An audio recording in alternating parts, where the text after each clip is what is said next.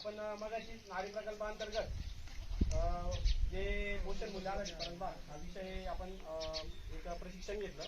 त्याच्यानंतर ही पोषण बाग नेमकी तयार कशी करायची तर या संदर्भात आपण बघितलेलं आहे. आपल्याला सुरुवातीपासून जर बघितलं आपण तर 6 वर्तुळ आपल्याला आखायची. पहिलं 15 फुटाचं, दुसरं 10 फूट, तिसरं 9.5 फूट, 6 फूट, 4.5 आणि 3 फूट अशा पद्धतीने या वर्तुळांची आखणी करायची. याला 7 आपण रस्ते बनवलेले आपण बघू शकतो. अशा पद्धतीने रस्ते बनवलेले हे 7 वारांच्या हिशोबाने रस्ते आपण ठेवलेले. आता हे आपला बेड असणार आहे, हा मधला रस्ता असणार आहे, पण हा एक बेड असणार आहे.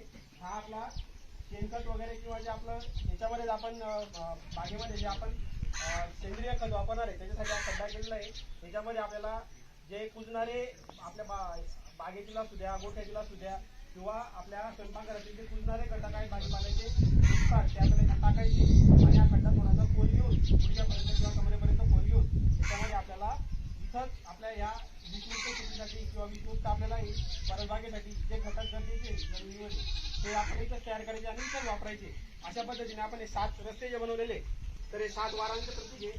त्याच्यामध्ये सोमवारी जर सुरुवात केली, सोमवारी आपल्याला 2 वाफ्यांचं, मंगळवारी इकडचं, बुधवार, गुरुवार, शुक्रवार, शनिवार, रविवार अशा पद्धतीने आपण हे आठवडाभर आपल्याला ताजा भाजीपाला आणि विशिष्ट भाजीपाला भेटणार आहे. आठवडा, महिना, वर्षभराचं हे नियोजन आपलं असेल. अशा पद्धतीने आपल्याला हा वर्षभर ताजा भाजीपाला इथून उपलब्ध होणार आहे आणि तो पण विशिष्ट कुठल्याही प्रकारचा आपल्याला इथं रासायनिक आपल्याला केमिकल, बुरशीनाशक वगैरे, कीटकनाशक वगैरे कुठलेही आपल्याला इथं वापरायचं नाही.